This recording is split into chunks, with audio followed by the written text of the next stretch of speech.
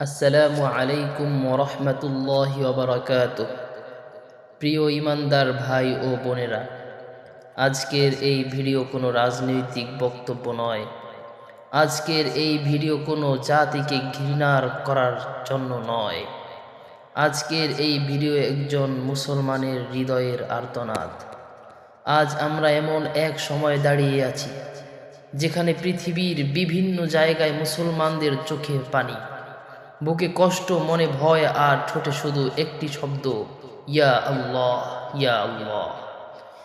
কেউ তার ঘর হারিয়েছে, কেউ তার সন্তান হারিয়েছে, কেউ তার মা বাবাকে কবর দিয়েছে নিজের চোখের সামনে। আবার কেউ শুধু মুসলমান হওয়ার কারণে অপমান সহ্য করছে।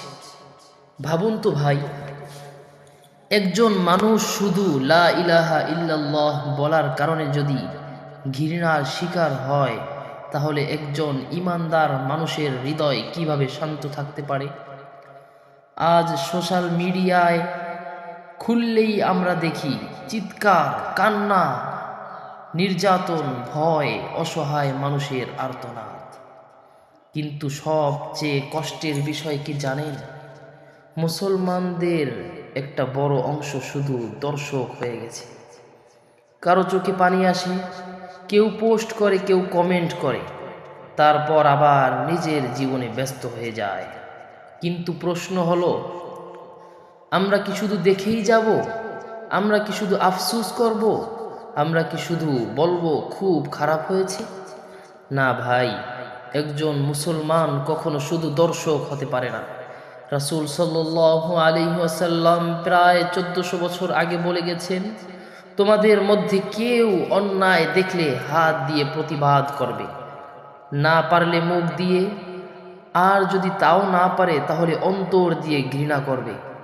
আর এটা হলো দুর্বল ঈমান। আজ আমাদের অন্তরে সেই ব্যথা কি আছে? আজ কি মুসলমানদের কষ্ট দেখে আমাদের ঘুম না ভাঙে?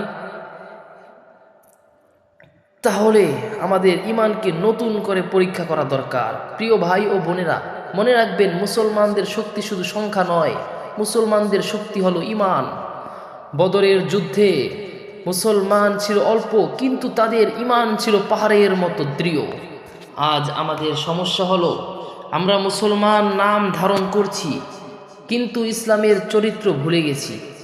আমরা নামাজ ছেড়ে দিয়েছি, কোরআন ভুলে গিয়েছি, মিথ্যা বলছি, সুদ খাচ্ছি, হারামকে স্বাভাবিক বানিয়ে ফেলেছি। তারপরও আমরা আশা করি আল্লাহ আমাদের সাহায্য করবেন। তাই আল্লাহর সাহায্য পেতে হলে আল্লাহর দিকে ফিরে আসতে হবে। আজ মুসলমানদের সবচেয়ে বড় প্রয়োজন হলো অস্ত্র নয়, সবচেয়ে বড় প্রয়োজন ঈমান, ঐক্য এবং শিক্ষা।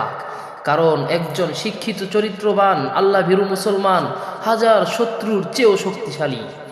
আজ যারা মুসলমানদের ঘৃণা করে, তাদের অনেকেই ইসলামকে সঠিকভাবে জানেই না। তারা হয়তো মুসলমান দেখেছে কিন্তু ইসলাম দেখেননি।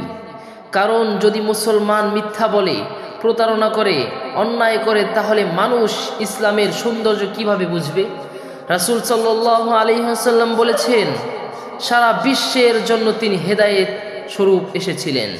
তিনি কখনো নিরপরাধ মানুষের ক্ষতি করতেন না, তিনি কখনো ঘৃণা করতে বলেননি, বরং তিনি শিখিয়েছেন ক্ষমা করতে, ধৈর্য ধরতে, মানুষকে ভালোবাসতে।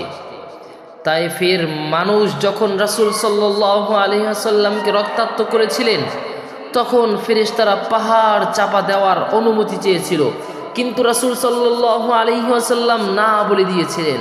আমি আশা করি তাদের বংশ থেকে এমন মানুষ আসবে যারা আল্লাহর ইবাদত করবে। এই হলো ইসলামের শিক্ষা। আজ যদি আমরা সত্যি মুসলমানদের সম্মান ফিরিয়ে আনতে চাই, তাহলে আগে নিজেদের পরিবর্তন করতে হবে। আপনি ফজরের নামাজ পড়ুন, আপনার পরিবারকে দ্বীনের শিক্ষা দিন, হারাম থেকে দূরে থাকুন, মানুষকে সাহায্য করুন, অন্যায়ের বিরুদ্ধে কথা বলুন, কিন্তু কখনো জুলুম করবেন না, কারণ মুসলমান কখনো জালিম হতে পারে না। প্রিয় যুবক ভাই, আজ তোমাকে শুধু আবেগী হলে চলবে না, তোমাকে জ্ঞানী হতে হবে। তুমি কোরআন পড়ো, ইসলামের ইতিহাস জানো, নিজেকে শক্তিশালী করো, মানুষের উপকার করো। কারণ একজন ভালো মুসলমান পুরো সমাজ বদলে দিতে পারে। আজ উম্মাহর প্রয়োজন এমন যুবক যে রাতে তাহাজ্জুদ পড়বে, দিনে মানুষের পাশে দাঁড়াবে, মানুষের পায়ের নিচে জান্নাত খুঁজবে না, সে তার নিজের মায়ের পায়ের নিচে জান্নাত খুঁজবে এবং আল্লাহকে ভয় করবে। মনে রাখবেন, দুনিয়ার কোনো শক্তি মুসলমানদের হারাতে পারে না, কখনোই হারাতে পারবে না, যদি মুসলমানরা সত্যিকার অর্থে আল্লাহর পথে ফিরে আসে। আজ পৃথিবী মুসলমানদের কান্না দেখেছে, কিন্তু ইনশাআল্লাহ একদিন পৃথিবী মুসলমানদের জাগরণ দেখবে। তবে সেই জাগরণ হবে না ঘৃণার মাধ্যমে, সেই জাগরণ হবে ঈমানের মাধ্যমে, চরিত্রের মাধ্যমে, সত্যের মাধ্যমে, ধৈর্যের মাধ্যমে। আল্লাহ কোরআনুল কারিমে বলেন, নিশ্চয়ই কষ্টের সাথে আছে স্বস্তি। হয়তো আজ আমরা কঠিন সময় পার করছি, কিন্তু একজন মুমিন কখনো আশা হারায় না, কারণ তার রব আল্লাহ।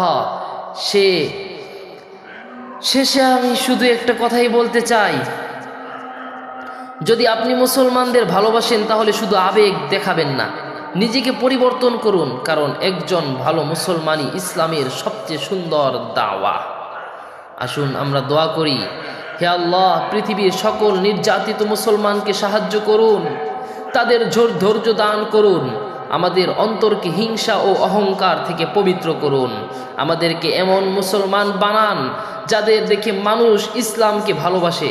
হে আল্লাহ, উম্মাহকে ঐক্য দান করুন, আমাদের যুব সমাজকে হেদায়েত দান করুন, আমাদের ঈমানকে মজবুত করুন এবং আমাদের মৃত্যু যেন ঈমানের সাথে হয়।